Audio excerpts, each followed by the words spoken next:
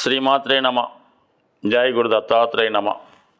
ఈ వీడియోలో మనం మిథున రాశి వారికి యోగించే గ్రహాలు అంటే ఏ గ్రహం యొక్క దశలో మిథున రాశి లేదా మిథున లగ్నం వారికి జీవితంలో అభివృద్ధి కలుగుతుంది, ఐశ్వర్యం లభిస్తుంది అన్న విషయాన్ని ఈ వీడియోలో తెలుసుకునే ప్రయత్నం చేద్దాం. మిథున రాశికి బుధుడు అధిపతి అవ్వడం జరుగుతుంది.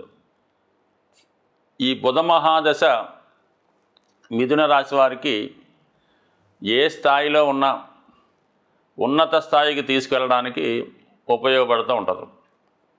అంటే బుధుడు విద్యాకారకుడు, వ్యాపారకారకుడు, భూములకు కారణం అవుతూ ఉంటాడు. అటువంటి బుధ మహాదశ మరి విద్యార్థి దశలో వచ్చినప్పుడు జాతకుడు విద్యలో చాలా ఉన్నత ప్రమాణాలు సాధించి అతి తొందరగానే చాలా క్విక్గా ఆ విద్య పూర్తి చేయడం జరుగుతూ ఉంటుంది. కొత్త విషయాలు తెలుసుకోవడం జరుగుతూ ఉంటుంది.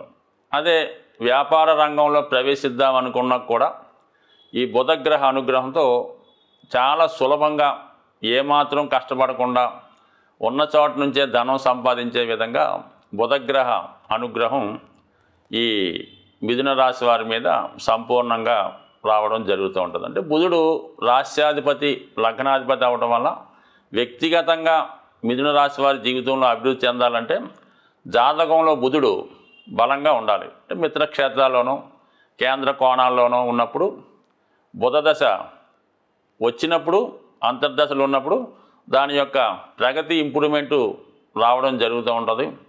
అలాగే జీవితంలో అతను ఏ ఉద్యోగం చేయాలన్నా, వ్యాపారం చేయాలన్నా, దేనికన్నా సరే బుధుడు ఇంపార్టెంట్ లీడ్ రోలు ఈ మిథున రాశి వారికి తీసుకోవడం జరుగుతూ ఉంటుంది. అంటే సాధారణంగా ఈ బుధుడు, శుక్రుడు, రవి ఈ మూడు గ్రహాలు ఇంచుమించుగా దగ్గరగా ప్రయాణిస్తూ ఉంటాయి. సో ఈ కారణం వల్ల ఏమవుతుందంటే ఈ బుధుడు సూర్యుడికి ఎంత దగ్గరగా ఉంటే, అంటే మరీ 1-2 డిగ్రీలు కాకుండా ఒక 4-5 డిగ్రీలు దూరంలో, 5-6 డిగ్రీల దూరంలో ఉన్నప్పుడు ఈ జాతకులకి చాలా విద్యలో బాగా రాణించగలుగుతూ ఉంటారు. అలాగే మంచి హోదా కలిగినటువంటి ఉద్యోగాన్ని చేయగలుగుతుంటారు. ఒక మంచి ఎపీరెన్సు, అలాగే మంచి సామర్థ్యం, ఒక కింగ్లాగా ఉండే అవకాశం ఉంటుంది. సో అదే ఈ బుధుడు, శుక్రుడు ఒకే రాశిలో ఉన్న దగ్గరగా ఓ 10-12 డిగ్రీలు అటు ఇటు ఉన్నప్పుడు కంపల్సరీగా జాతకుడు ఉన్నత విద్య, అంటే అప్పుడు పీజీ వరకు వెళ్ళడం జరుగుతూ ఉంటుంది. నిరంతరం అతని యొక్క విద్యని డెవలప్మెంట్ చేసుకోవడం జరుగుతూ ఉంటుంది. సో అందువలన ఏంటంటే ఈ మిథున రాశి వారికి బుధుడు కంపల్సరీగా బలవంతుడై ఉండాలి. అదృష్టవశాత్తు శుభుడై ఉన్న బుధమాదశ వస్తే ఆ 17 సంవత్సరాల్లో జీవితాంతానికి సరిపోయే ధనం సంపాదిస్తాడు. అంటే ధనం కాకుండా జ్ఞానాన్ని, విజ్ఞానాన్ని, దానికి సరిపడ్డ సంతోషాన్ని, ఆనందాన్ని, తృప్తిని ఇవ్వడం జరుగుతూ ఉంటుంది. అంటే ఒకటి ధనం ఉన్న తృప్తి ఉండదు, కానీ ఈ బుధగ్రహం అన్నీ ఇవ్వడం జరుగుతూ ఉంటుంది. దాని తర్వాత ఏంటంటే మరి రాశి వారికి శుక్రుడు యొక్క గ్రహం శుక్ర మహాదశ, అంటే ఎవరైనా జీవితంలో శుక్ర మహాదశ రావాలని కోరుకుంటారు.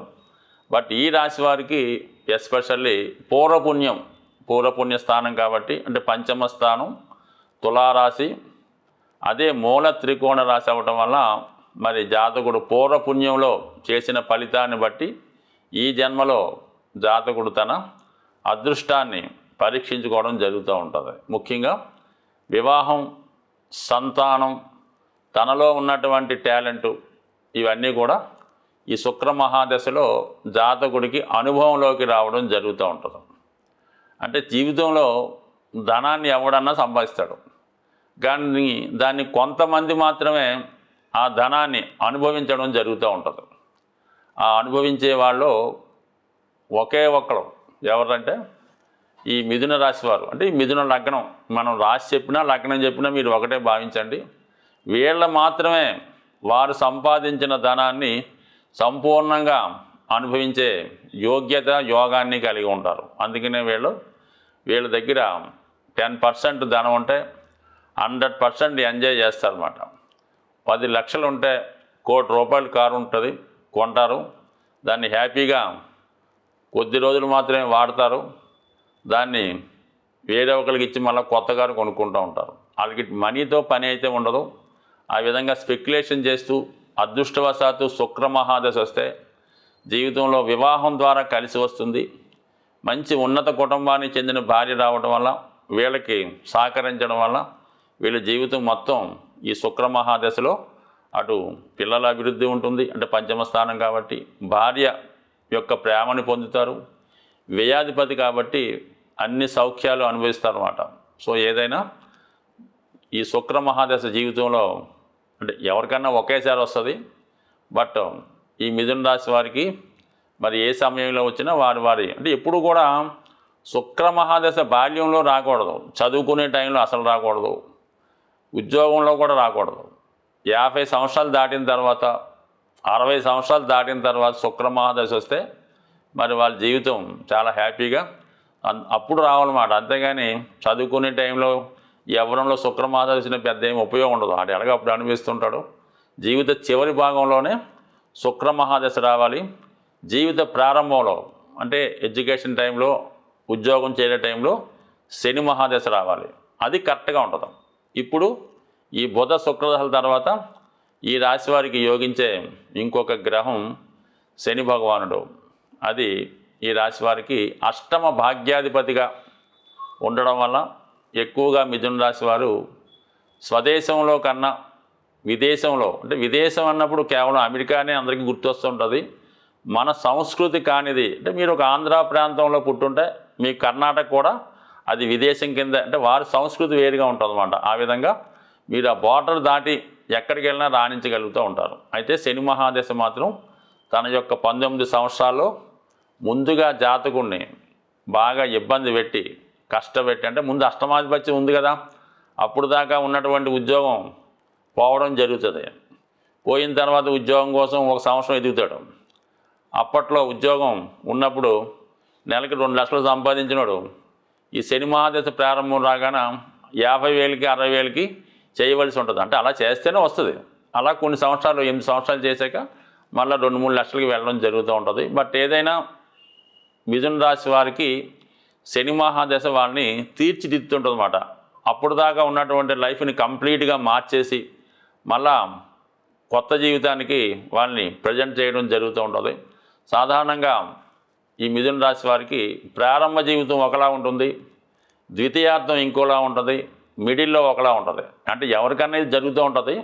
ఎస్పెషల్లీ మిథున రాశి వారికి ఈ విధమైనటువంటి అనుభవం రావడం జరుగుతూ ఉంటుంది. బట్ ఏదైనా శని మహాదశలో జీవితంలో వీళ్ళకి మంచి అనుభవాన్ని, మంచి గుణపాఠాన్ని, అలాగే మంచి అభివృద్ధిని కూడా ఇవ్వడం జరుగుతూ ఉంటుంది. ఫర్ ది సేమ్ టైం శని భగవాన్ ఉపయోగించడం వల్ల రాహు కూడా యోగిస్తాడు వీళ్ళకి. అంటే కేవలం రాహు భాగ్యాధిపతిగా ఉండడం వల్ల ఇప్పుడు విదేశంలో ఉన్నటువంటి మిథున రాశి, మిథున లగ్నం వారికి కేవలం రాహువే కారణం అవుతుంటాడు.